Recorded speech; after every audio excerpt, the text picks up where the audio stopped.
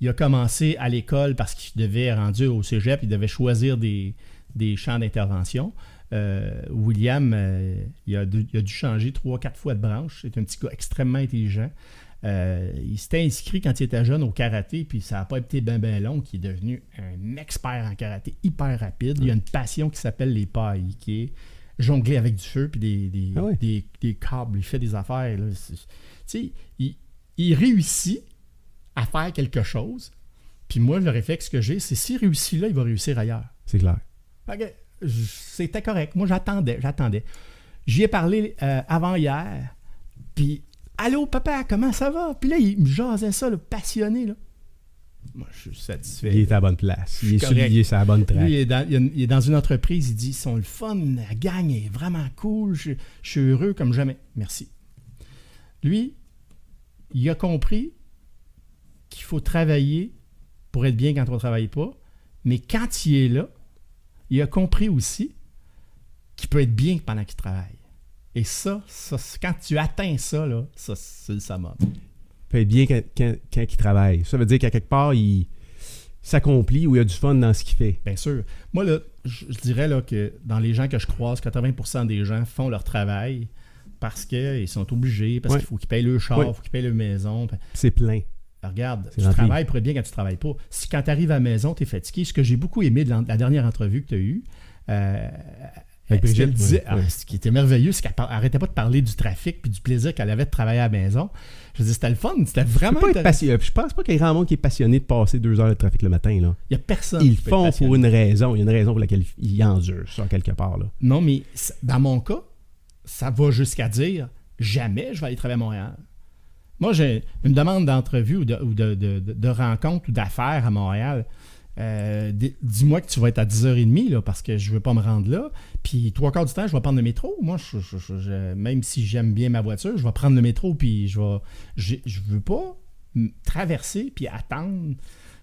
À moins que je rêve du jour où on va avoir des écrans et on va pouvoir travailler dans notre auto. Moi, je pense que je suis un maniaque du textage dans l'auto, mais une chance que j'ai un Bluetooth pour texter. Puis ça, les gens ne comprennent pas tout ça, toujours ça. Mais maintenant, avec les Bluetooth, tu peux texter. Puis c'est ce que je fais. Je texte tout le temps avec mon Bluetooth, puis c'est vraiment rigolo. Il dit, t'es dans l'auto puis tu textes? Oui! C'est merveilleux. Puis j'aime ça parce que ça me permet de continuer de garder contact. Mais je pense que la partie où tu passes ton temps à travailler, quand tu évalues le temps de travail qu'on a, parce que même quand tu es au travail, des fois, tu ne travailles pas. Tu n'es pas là. Tu es là, ou tu t'exécutes quelque chose de régulier, puis tu n'es pas en train de créer. Là. Moi, je pense que cette espèce de besoin que j'ai, moi, de savoir que ce que je fais, c'est pour me permettre de profiter de ma descente de snow avec mes gars, d'aller faire du bateau avec mon chum, de faire autre chose, tu sais, ça, c'est cool, ça. Ça, c'est vraiment le fun. Tu as pris ta retraite à quel âge? À 45 ans. À 45 ans. Je dis retraite, on s'entend. Oui, on s'entend. J'ai arrêté de travailler, je travaillais 9 à midi par semaine. En fait, tu sais, retraite, pour moi, c'est arrêter de travailler pour l'argent, mais tu sais, oui. si t'es passionné, je veux dire, si tu comptes pas les heures et tout le kit. Te souviens-tu du moment où...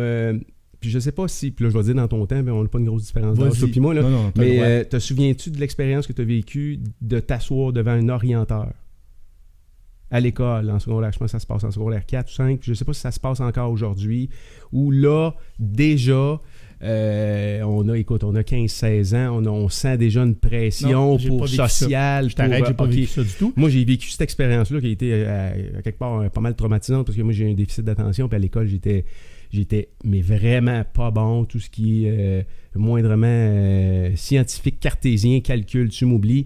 Puis j'ai comme l'impression que, tu sais, tôt, les jeunes sentent une pression de trouve-toi un chemin, choisis-toi une carrière, plante-toi les pieds, fais quelque chose de ta vie.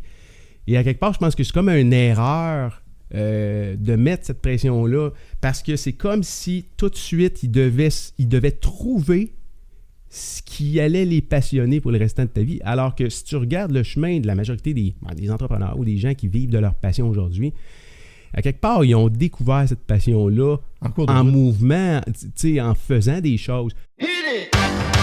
That's what I'm talking about. Wait! Okay, now, from the beginning.